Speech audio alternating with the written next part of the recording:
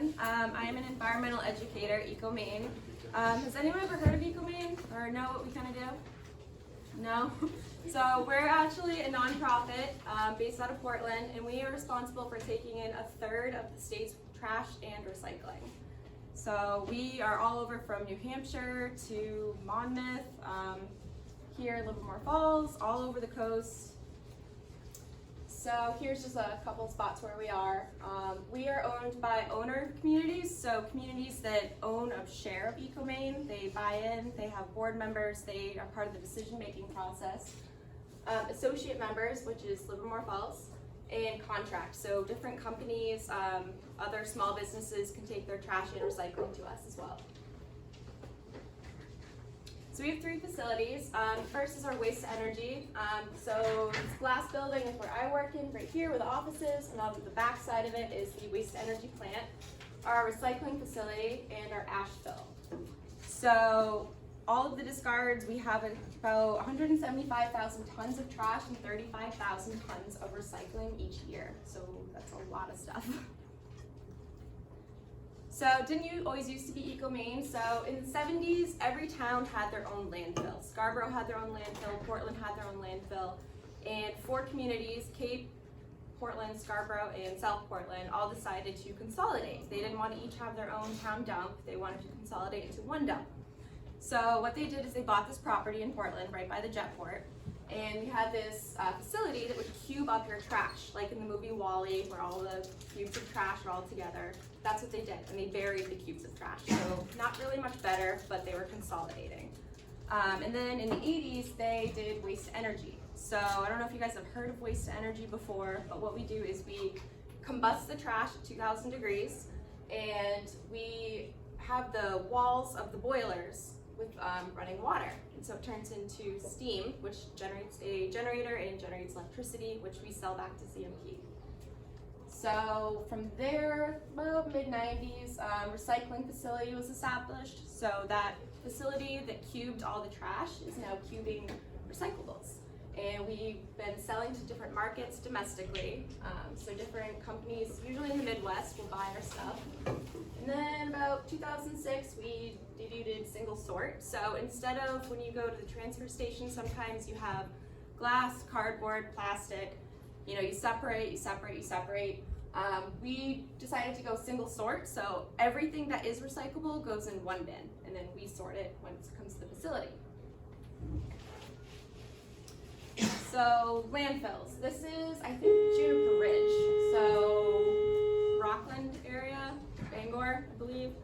Juniper Ridge is a mountain of trash. It is huge. It occupies a lot of really nice land, releases a lot of methane gas.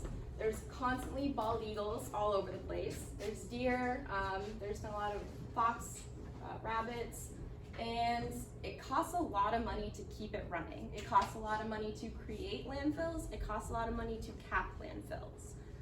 Currently, the Ecomaine ash fill, which I'll get into, that is going to probably be at max capacity in 2042. So we're running out of time, and we're gonna have to cap it. So eventually, landfills are just going to fill up. So the big picture of our waste to energy facility is, which I wish you guys could take a tour because it's so much different in person, but dump trucks will come. They will back up into this kind of bay area here where we have a huge bunker. A giant claw will drop down, pick up the trash, move it into 2 different hoppers where it will fall into. It will be combusted at 2,000 degrees. The ash will be collected off the walls and on the bottom, and that's what gets buried. The ash turns into these little patties, and then we compress them really small, and we bury the ash. The steam from the fire, like I said, will get turned into a turbine generator and creates electricity. And after that, we have like a post-burn metal. So sometimes when people throw in mattresses into the trash, after it burns, springs are left over, we have a magnet goes by, picks it up, and sells the post-burn metal. So here is a little video of that bunker. It is huge. I think this is from like the 8th floor I was standing on. But it'll come down, it picks up all the trash. It can hold 2 tons per claw. that's a lot of trash. And generally in the summer, that place is full almost, I want to say almost to the top of the very last window, which is probably 10 stories. It's a lot of trash. We see a lot in Christmas season, tourist season. We can always see which town had trash day, from purple bags from Portland, green bags. It's amazing to see all the trash. And then here is a video of it going into, so this is one of the bunkers right here. The trash is being picked up. And it's going to be dropped into this bunker, and it takes about 4 hours from start to finish. So when that trash goes into the hopper to burn completely, it takes about 4 hours. And each load, yeah, like I said, is about the equivalent to an SUV. The sad thing is too, is when you watch this, there's a lot of items in the loads that are recyclable, that people just didn't recycle. I always see a lot of cardboard, a lot of paper products, a lot of food. We're gonna get into that too. Food waste is the biggest problem, because when we're burning our trash, what usually slows down a fire? Stuff that's wet. Food is really wet. It's generally a very moist and just very heavy substance, and it slows down the fire, and it makes our fires less efficient. So once it's burning, I think that is a mattress in there or some kind of metal object. But like I said, it has the burning aspect to it. And this is the boiler with all of the pipes that line the walls. So when that's heated up, and this is running with water, it creates the steam.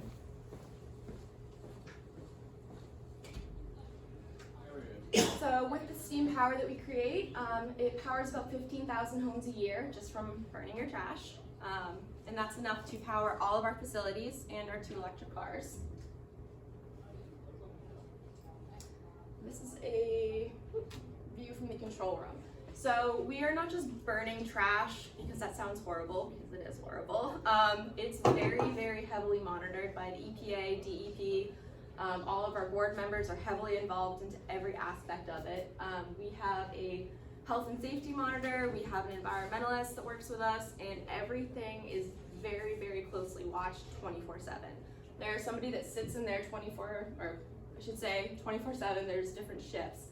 But everything is controlled with heat monitors, pollution control levels, particulate matter levels, lots of cameras, which is also why we want to keep stuff out of the trash, like lithium-ion batteries, because they're very explosive.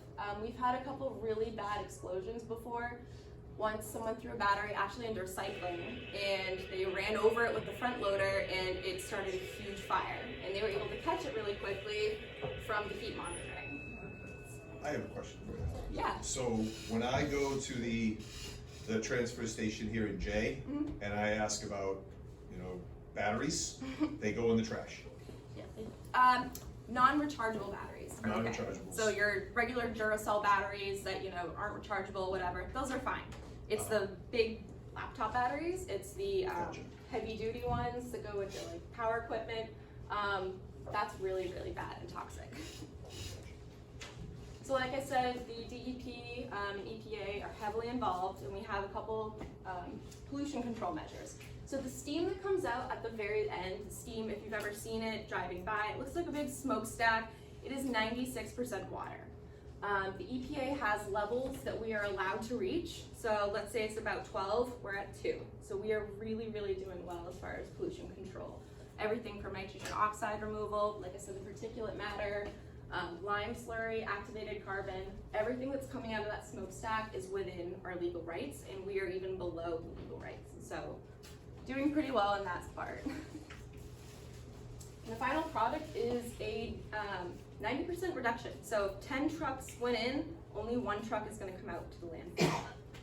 So that's a really big waste reduction.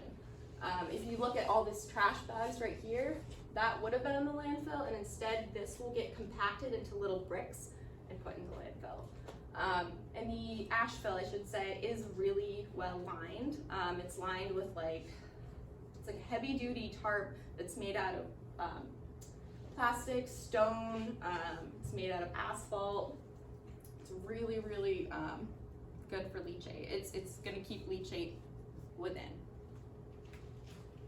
This is a picture of our ash fill. So we actually have a couple different safeguards in there. We have underground drainage systems, 5 ponds which have the surface waters cleaned by cattails which absorb the iron.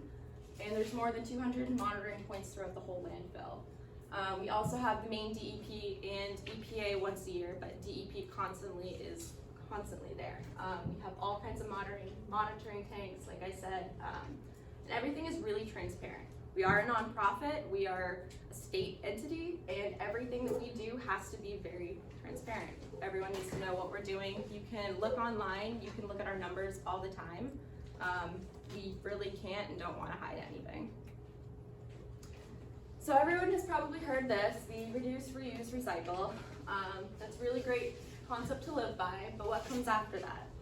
So landfill is the utmost last thing that we want to do with our waste. Everyone creates waste. I create waste, you create waste, it's kind of inevitable.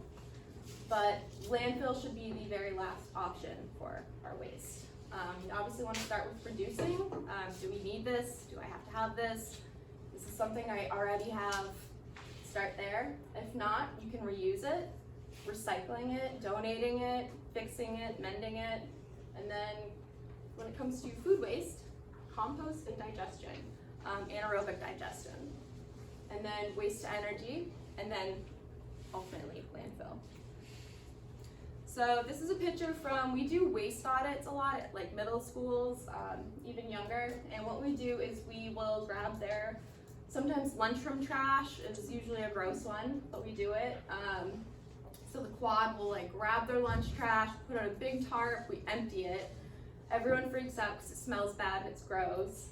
But we put on some gloves, use some tongs, and we go through it. We say, so what in here is actually trash? What in here is recyclable? What in here is compost? What in here is none of it, and you could have just donated it or given it to somebody else? So usually it's pretty heavily contaminated, and we find out that usually at the end, our big bag of trash is only about this much actual trash. So I really encourage doing your own waste audit, however you want to do that. You don't have to dump out a full bag of trash, but definitely at home, looking at your trash, going through it and seeing what was actually recyclable and what wasn't, it'll surprise you. So like I said, by 2045, we are going to run out of room. This is through Ecomaine. So you can see state-owned, municipal, the Asheville, and commercial. The space is just getting smaller. So we should probably do a better job at recycling because more and more trash, less room. Exactly. So with recycling, there's a couple different options. I think you guys here in Livermore Falls have curbside pickup, right? You guys put out your bins, trash truck comes. Jay has curbside pickup. Jay has curbside. Livermore Falls has, you have to take it to the transfer station. You do, okay. So there's a couple different ways. Transfer station, these are what I'm talking about, these silver bullets. We have them throughout the state in a couple different towns. If you guys don't have one here, I might try to advocate for you guys getting one. They're really handy if you miss trash day, don't want to go to the transfer station. It's just for recycling. You can bring in your buckets of recycling, however you have, and you can just dump it right in there any time of the day. These little windows slide it open and close, and it's really helpful. I have one right by my house, and all winter I was doing renovations, so I was constantly going back and forth to it with cardboard boxes, but a really good way to recycle in large quantities. So at our recycling facility, let's see if this will load.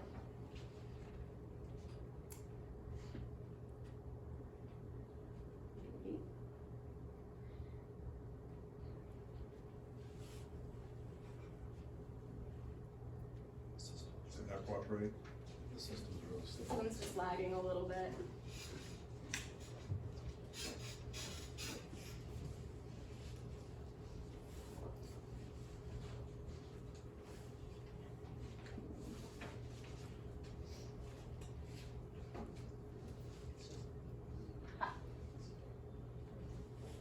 So this is our actual recycling facility. It's a little bit blurry right now. Hang on.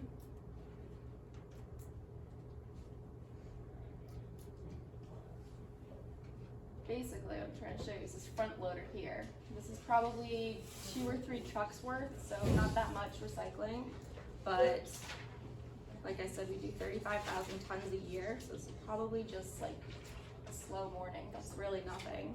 But a front loader will come with a big bucket and he picks up all the recycling and he dumps it into this hopper all the way on the left. From that hopper, it'll go through a series of belts, turns, magnets, optical sorters, manual sorting, these gigantic rubber stars. I don't know if you guys have ever seen them before. They're just big, big stars, and they turn really fast, and they will shoot paper and cardboard over, and then everything else will fall through.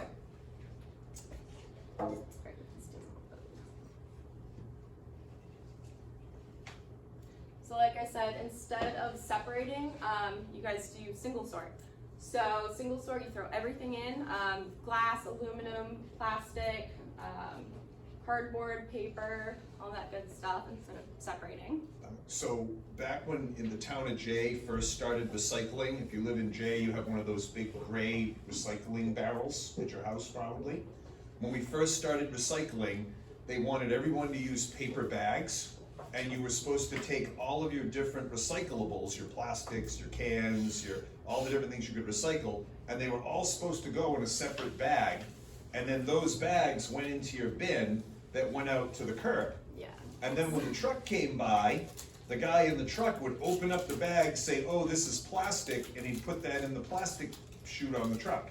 And then he'd go, oh, these are tin cans, and he'd put them in a different place. And oh, this is glass, and he'd put it in a different place. And can you see the amount of work that involves for both the consumer, the person at home has to sort it all, and then the person on the truck has to sort it all? Yeah, nobody wants to do that. Nobody wants to take that extra step. It's hard enough to get people to want to actually recycle, and then let alone be like, well, you have to separate everything, and then do this and this. It's so much easier just to say, if it's recyclable, just put it in your bin, we'll sort it. Trying to make it as least complicated as possible, especially when you're trying to help people that really don't care or just don't care that much. So single sort is definitely, in my opinion, the way to go, especially if we have the infrastructure to separate it, might as well.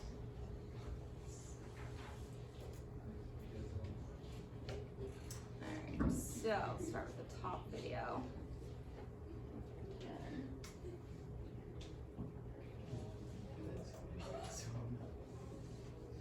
So like I said, we have a cardboard screen which sorts out all the cardboard with the spinning stars.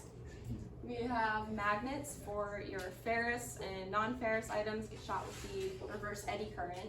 So the magnet will pick up that stuff and then the current will blow the other stuff right into the separate bins. And it all gets baled separately. Stuff does get contaminated, that happens, and I'll talk about that, why contamination really slows down the process. These guys down here actually are sorting out plastics 3 through 7. So number 1 plastics, everyone's has seen obviously like a Poland Spring water bottle. That's number 1 PET. That actually gets sorted out by a robot, an optical sorter. So it's a laser, so when it goes through, it reads that laser, the resin code on it, and it'll puff a little blow of air and it'll go right into the right belt that drops into a bin.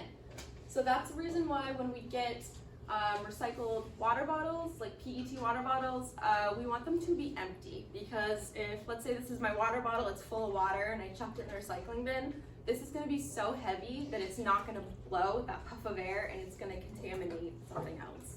So we want your recyclables to be empty. They don't have to be clean, you don't have to put them through the dishwasher, you don't have to rinse them with soap and water. If you want to, that's really great, that's amazing, but you don't have to. That's another step that people just don't want to take, so just empty them at the very least.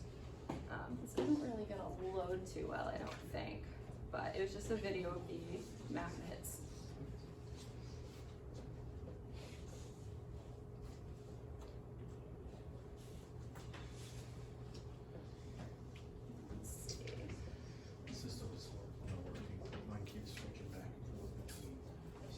So can you guys think of anything that is contamination that would not be recyclable that you think often gets recycled? Tissues and paper towels? Yes. Tissues and paper towels, not a huge problem. They will disintegrate to some reason. But can you guys think of anything else that would hinder our operation? Tanglers are a huge problem. So these bread bags right here, that is a tangler.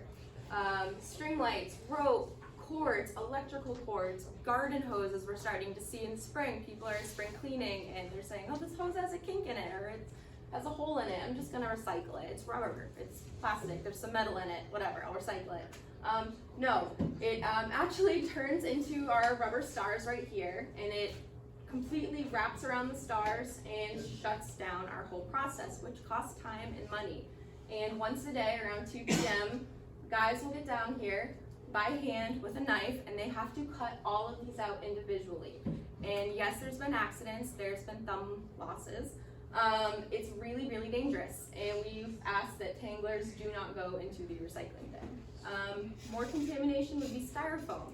The state of Maine, we cannot recycle styrofoam at all. Takeout containers, packing peanuts. The closest place you can recycle styrofoam is New Jersey. It is not feasible to drive loads of styrofoam to New Jersey. It would make no sense. It would just, between fuel costs, not worth it. We just can't take it. Food, a lot of people throw pizza boxes with pizza still in it into the recycling bin. Why don't we want that? We get rats when you bring food in there. It's a big facility. It's got an open kind of garage door. That brings in a lot of animals. So we don't want food. Dirty diapers. I don't know why people are recycling dirty diapers. You don't want them.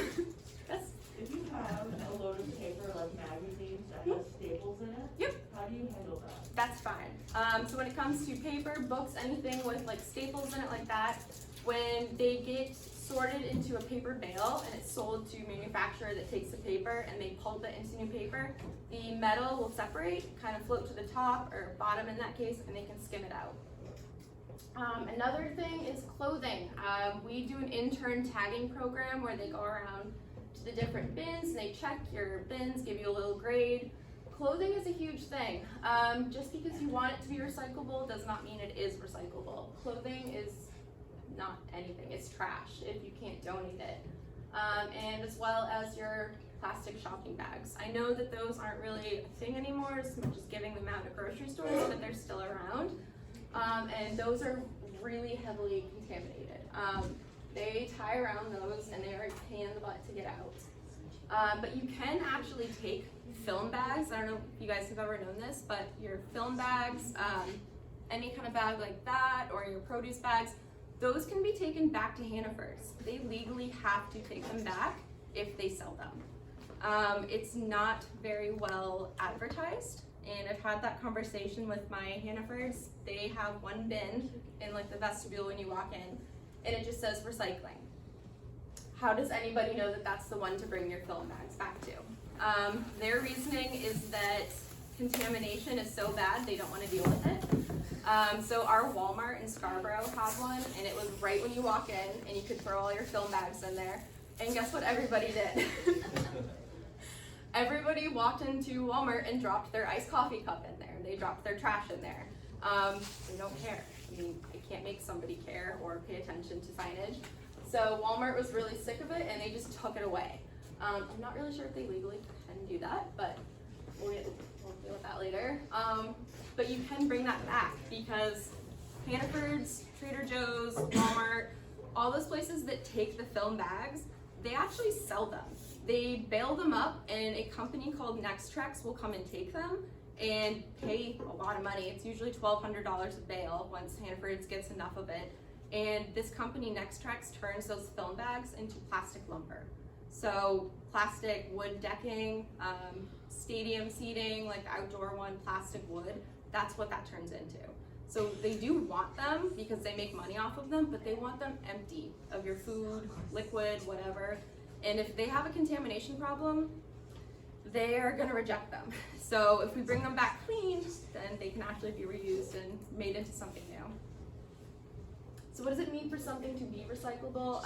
Just really quick, it just means that you can turn something into a new product, basically. So what's really cool about cardboard is it can continuously be made into new cardboard. It can also be turned into like their berry containers, which are like a fibrous material. Those are recyclable. They can get repulped and made into new ones. So it's just a continual cycle. If we actually manage to recycle them, we don't need new product.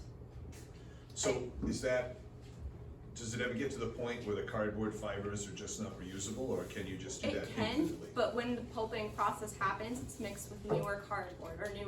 So it's kind of like a strengthening, that old cardboard the fibers might be kind of deteriorating, but when it's mixed with a newer cardboard, it's like a bonding agent, so it'll help it.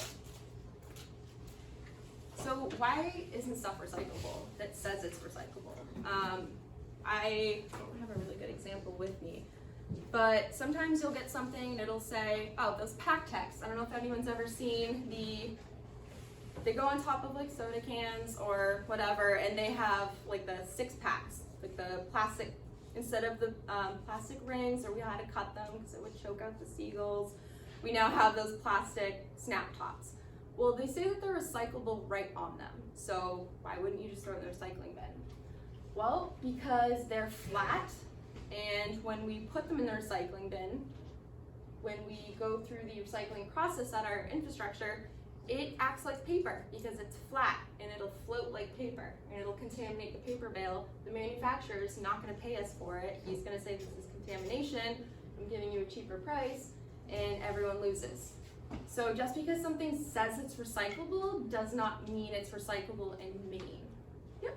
What if we were to like fold or kind of unflatten that type of thing? If you were to fold it, so we have kind of rules for plastic just because of the infrastructure we have. For plastic, it has to be numbered 1 through 7. It has to be a rigid plastic, so this is a rigid plastic. The bags are not rigid, and it has to be a container. That's just what we have for infrastructure. So that's why we need to invest in infrastructure where we can actually take stuff like that. For example, in Massachusetts, they don't take black plastic. For whatever reason, that's just how they recycle. In California, I was actually watching a video where this girl had a Starbucks cup and she's telling everyone how it's not recyclable, they can't do anything with it, it's complete trash. And it kind of made me mad because that's only relevant to California. In Maine, you can do that in Maine. You can recycle those in Maine. I don't want people to think that it's trash just because someone on TikTok in California said that it's trash. That's completely irrelevant to this state. So when you see something that says it's recyclable, make sure it's recyclable locally because it has everything to do with our infrastructure, what we have for the availability to recycle it. And so the final product after everything is separated into the facility are these huge cubes. They're really heavy. They're probably 6 feet tall at least, but they come out of there. They're baled together with steel wire, and they sit outside, and once a day a tractor trailer truck will come back up and this guy will load those right onto the back of it. Stuff gets shipped domestically. So I'm not sure if you guys knew about the national sword policy that came out in 2018 where China decided to not take our recycling or trash anymore. That was a huge, huge, huge problem for a lot of the country. What did you call that, Alex? I missed that. National sword. I'm sorry? National sword. National sword? National sword policy. Huh. I have it in here. Yep. So they decided not to take our trash or recycling, mostly because it was so contaminated. Our recycling was lazy. Nobody really bothered to empty anything. It was not recyclable material, and China just said, yeah, we don't need this. So everyone was kind of in a panic because what are we gonna do with all of our crap? Like, we have so much of it.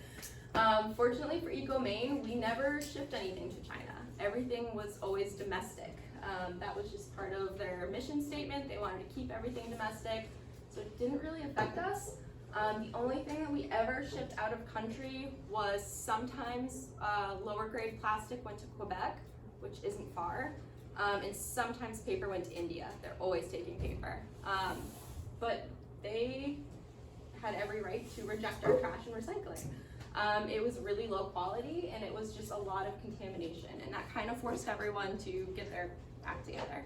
Yep. So, even though Ecomaine wasn't sending stuff to China, if you think about recycled materials as a commodity, right? There's a global market for this stuff.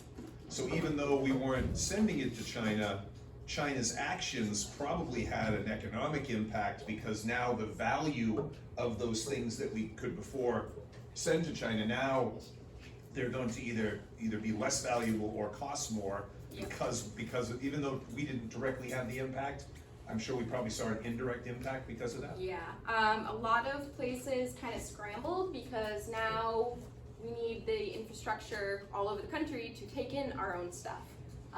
So in a way, it was kind of a good thing. It made the markets fluctuate for sure. A lot of people saw that plastics were worth nothing. I think paper spiked, cardboard fell, aluminum spiked. It's all over the place. And right now the markets are fairly good. We're doing pretty well. I think number 2 plastics, so milk jugs, go for $1,200 a bale, which is huge. They're a really high commodity. So items that contain pressure, like spray paint bottles, hairspray, like cans, how are those recycled? They have to be empty, Okay. but they can be recycled just for the metal. The big thing is right now with camping season starting to come up is people are recycling, which they shouldn't be, their little gas stoves. Those little green Coleman gas stoves, those are very, very high pressure in there. Even if they're empty, they're so pressurized that when they come into Ecomaine, we have a specific person that stands there right away at the hopper and he pulls them out by hand immediately because we get so many. There's a take back program at Ace Hardware. If you have any of those, they will take them back. Same thing with Lowe's and any kind of Gear Hub REI store. I took one to the transfer station, the little green Yeah. tank, took it to the transfer station in Jay, and they had me throw it in the trash hopper. It's not good. So I won't do that in the future.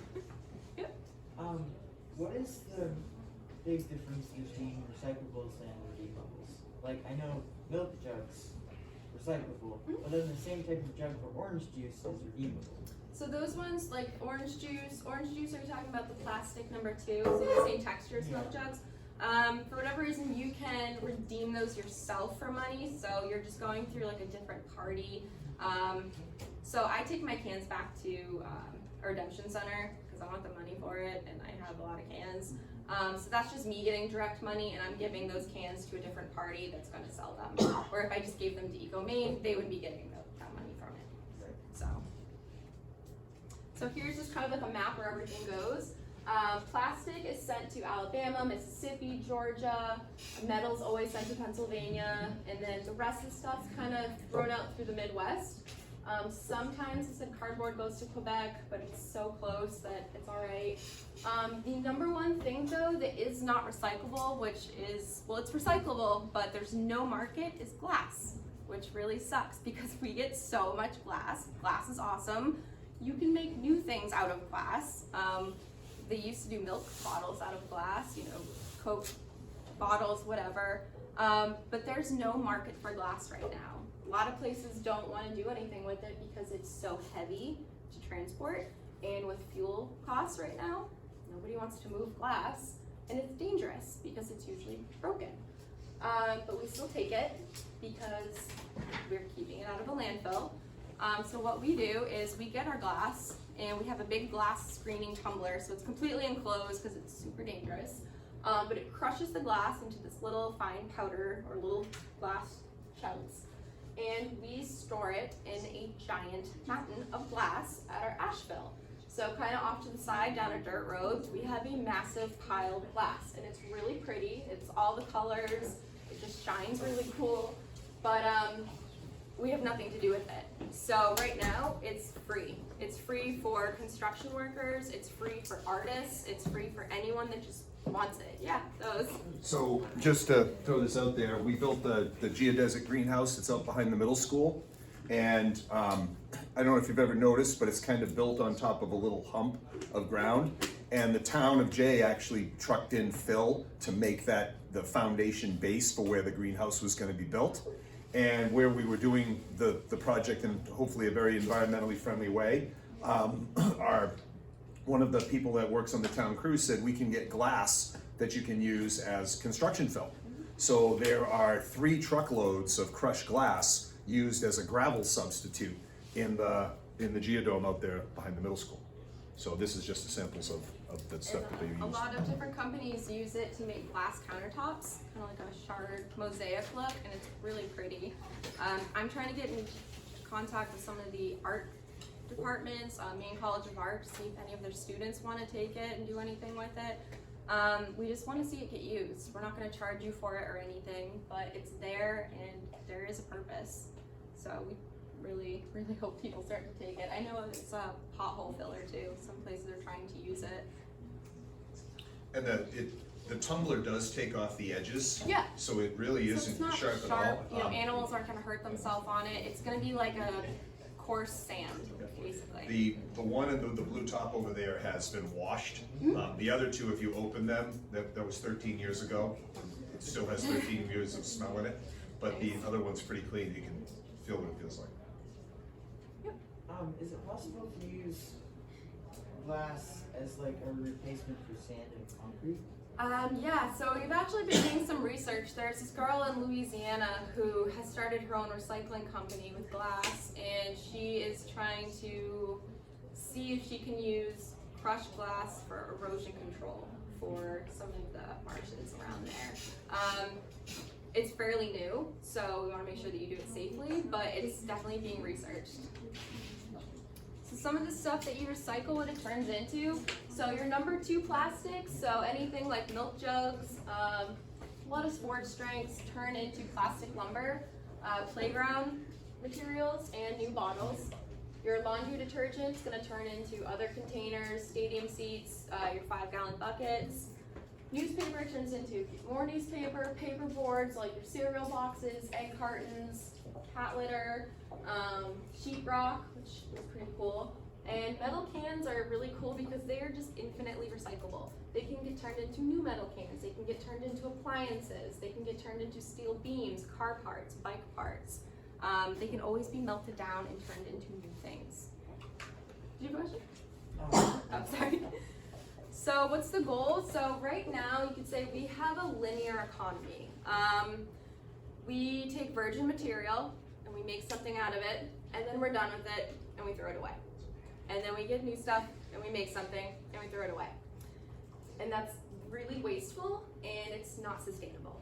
So we really want to move into a circular economy where we have our materials, we do something with it with design, thought in mind, what's going to be its end life. We use it however we want to. When we're done using it, can we redistribute it? Can we fix it? Can we donate it? Can we recycle it? That's the point. We don't want anything being wasted. We don't want to keep continuing landfills. There's a lot of people on this earth, and we have a lot of stuff, and we have a lot of waste. So by having that kind of thought and engineering state of mind when we have stuff, to make sure that we're thinking about its life completely the way through. We're not thinking about it as, okay, I'm done with this, it's trash. We're thinking, what's the end life product for this? Same thing. So from a linear economy to a circular economy, we need to work with manufacturers that are creating the products that we use. We need to have a better mindset when we're buying something, that we're supporting a manufacturer that has that mindset and cares. Encouraging them to make products with less packaging. I love Trader Joe's, but I hate their packaging. They use so much plastic. I don't know if anyone's ever seen the pictures of places or supermarkets that wrap up like pineapples in plastic, or just bananas like in plastic containers, and it's like, you don't need that. I actually bought something recently and their packing peanuts were cardboard that were designed to be kind of like a star, and that protected the item that I bought instead of packing peanuts. Now it's cardboard, now it's recyclable. Yep. For my, I don't think it was it was one of my recent birthdays. I got a model train online that was manufactured in Europe, and about half of the packaging was like cardboard and paper. Yeah. Like there was still plastic in some parts, like especially the more delicate things Yeah. had plastic, but it was so interesting to see how much fewer plastic was in something from Europe than something from here. It's doable. I think a lot of companies take the cheap and lazy way out by using those mailers, those big plastic blown up puffs that pillow your item. But it's doable. It's doable to do it responsibly and to make a product that's recyclable. And I think you guys are going to start to talk about food waste. Am I correct? So like I said, when we are doing our waste to energy, food waste is such a problem because it makes the fires really inefficient. We have to use natural gas to ignite our fire if anything goes out. So that's why sometimes they're 24/7 to keep the fire going and going and going. But food waste definitely kind of dampers the fire. Globally, or just say nationally, the U.S. citizen contributes 219 pounds of food waste a year. And when food goes in the trash, it is an absolute waste because it's a loss of nutrients, it makes trash wet, it attracts pests, there's methane emission, and a lot of food insecure people are going hungry. Why are we throwing out so much food? It's really sad. So the EPA has created the food waste hierarchy. So when it comes to wasting less food, we should start at the source. Am I buying food that I don't need to buy because it looks good? Or maybe I don't need to buy that. I have something at home. I'm completely guilty of just buying food, like thinking I'm gonna make this big meal, and then it goes bad. I completely take responsibility for that.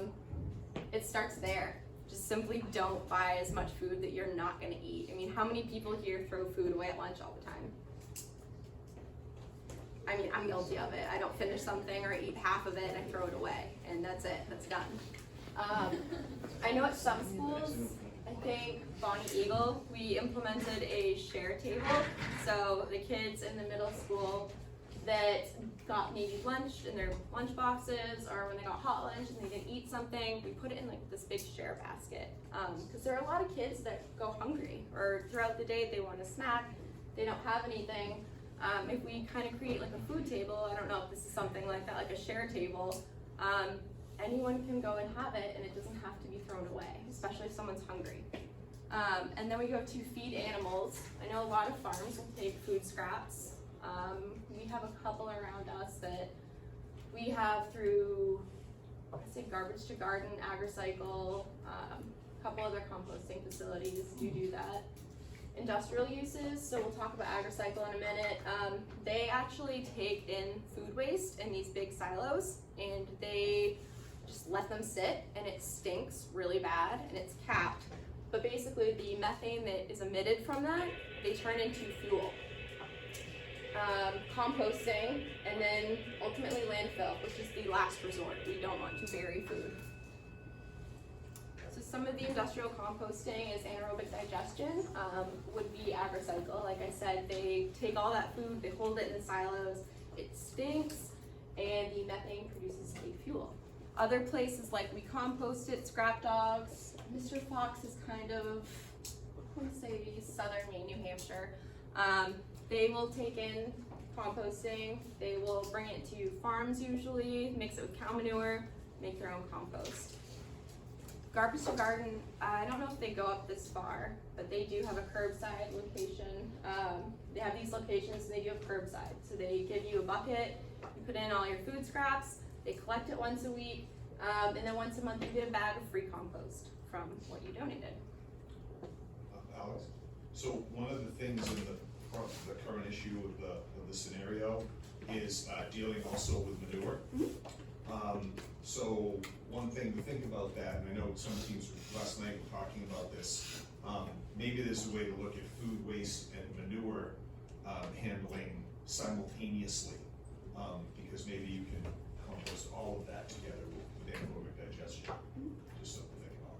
Yeah, I know Benson Farm in Gorham does that. They have their own farm with their cow manure, and then they take in the food waste and they churn it themselves, and it's a really nice compost. But compost items make up a huge part of our main landfills. Like the picture of Juniper Ridge earlier, a lot of it's food, which is why there's a lot of animals there. And then the animals get hurt from equipment and machinery and dangerous items in the landfill, which is really sad. And food scraps can just restore nutrients in your soil, but not if it's capped in a landfill. How many people have ever heard of, crushing up your eggshells and spreading it on your garden? It works fine. Why would you throw it in your trash bag and send it to the landfill when it can be great nitrogen? So here's those silos from agriculture, or AgriCycle. So those sit in there, and it has it's like a biological process. So all those things break down.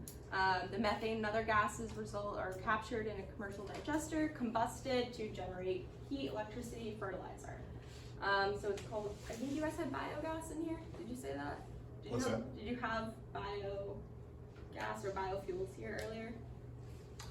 We have the gentleman's from the Re-Energy, so it's biomass. Okay. So they're dealing more with wood and solids and stuff like that. Because there's also a company called Biofuels, Maine, and they are in southern Maine, and they take all your old cooking fuel, a lot of cooking oils from restaurants, big commercial places like that, and they will also turn that into fuel. So that's really cool. And anaerobic digestion is even better than composting food waste because it is completely eliminating harmful greenhouse gases.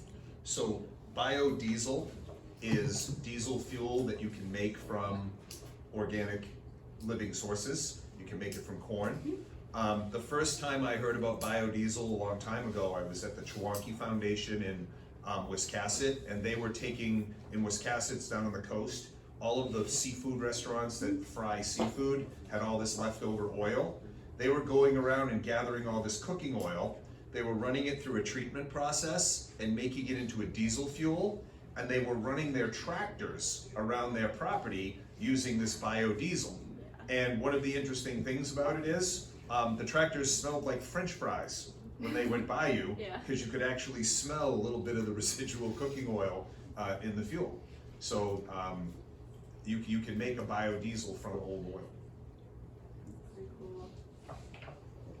So compostable plastics. Everyone has seen these, I'm sure.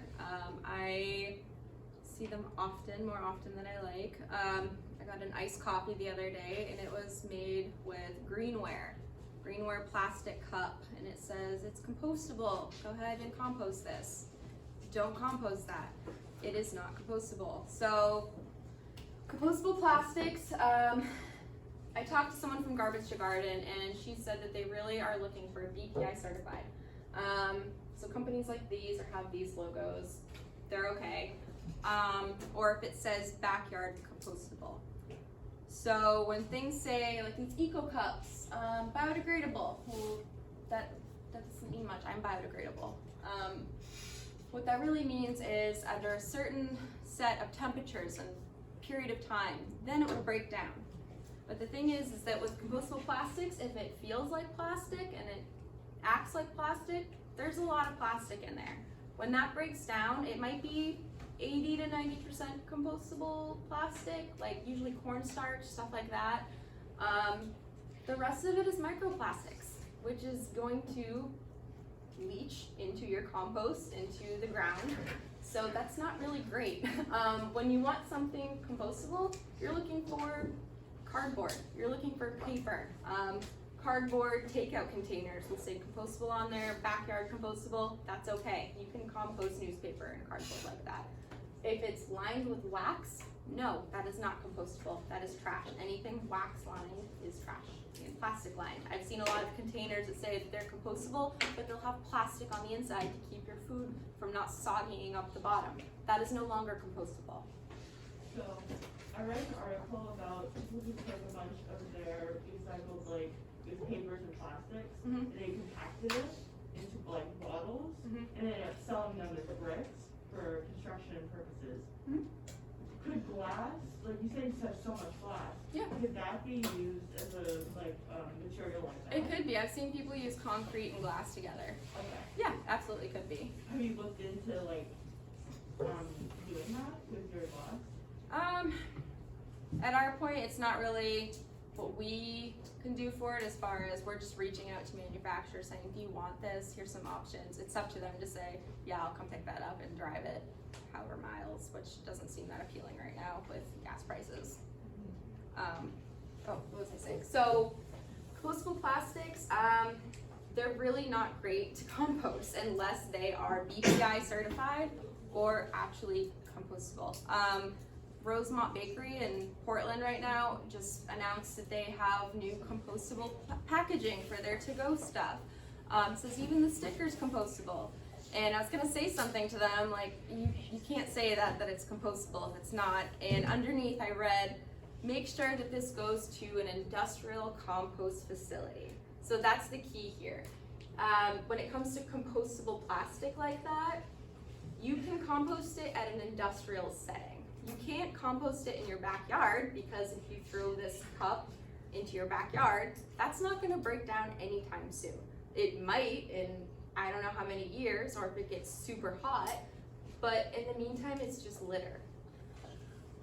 I'm old, so a number of years ago, I remember they came out with this product called Sun Chips. Yep, I bought those. Right? And Yeah. they had this bag that was supposed to be a compostable bag. Yep. And I bought a bag of Sun Chips and I ate them.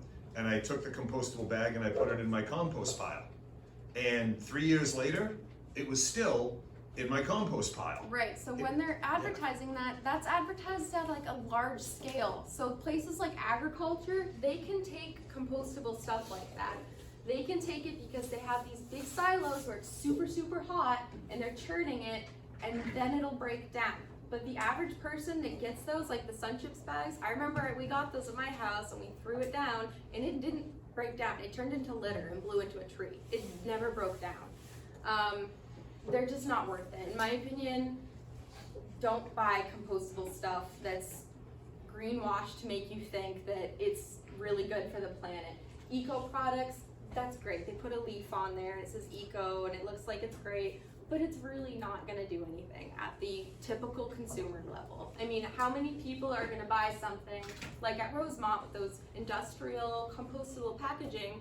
How many people are gonna find an industrial composting receptacle that they can throw that into? No, the average person's either gonna put it in their home compost, which it's not gonna break down, or they're gonna throw it away. So really, it's kind of aimed towards an unrealistic scenario. The other thing with the Sun Chips bags, the Sun Chips stopped using them because consumers complained that the plastic was too loud. Yeah. When you crinkle the bag, because of the plastic, it made a lot of crinkling noise.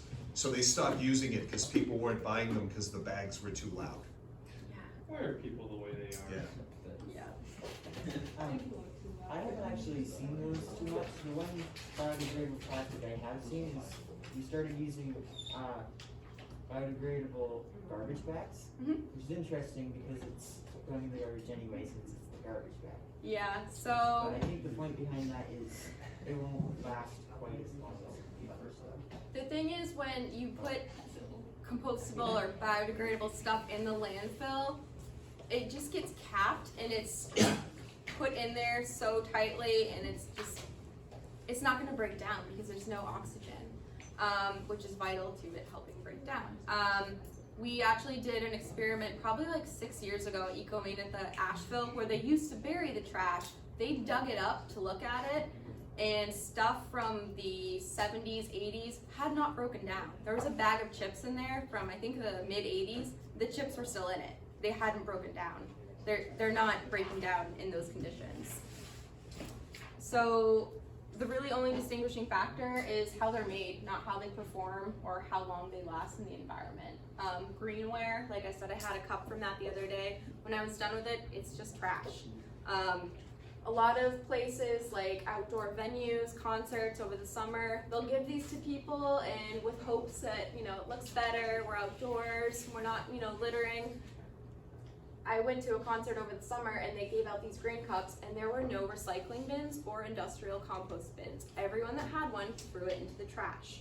What is the point of that? It looked really good for the company and the brewery that was handing these out, but ultimately they did nothing. So really recycling facilities also have a really hard time with these because when people recycle these, they're not fully recyclable material because they're made out of so much percentage corn or plant-based materials that they're not fully number 1 through 7. So then they kind of just get trashed.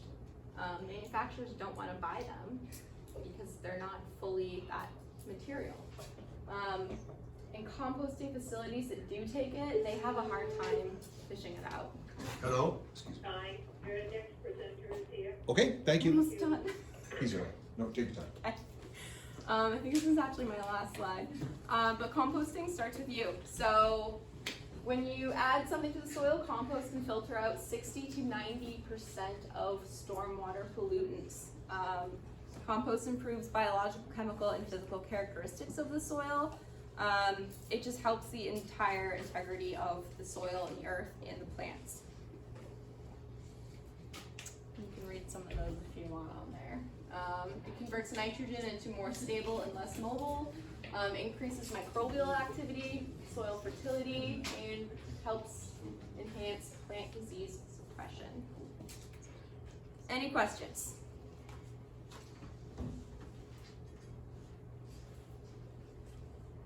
Nobody has any questions? That was a lot. It was a lot to take. It was a lot. We really appreciate you taking the time to come and talk to us Yeah. today. It was a really interesting presentation. I know I learned a lot. Hopefully these guys were paying attention and learned a lot. Yes, ma'am.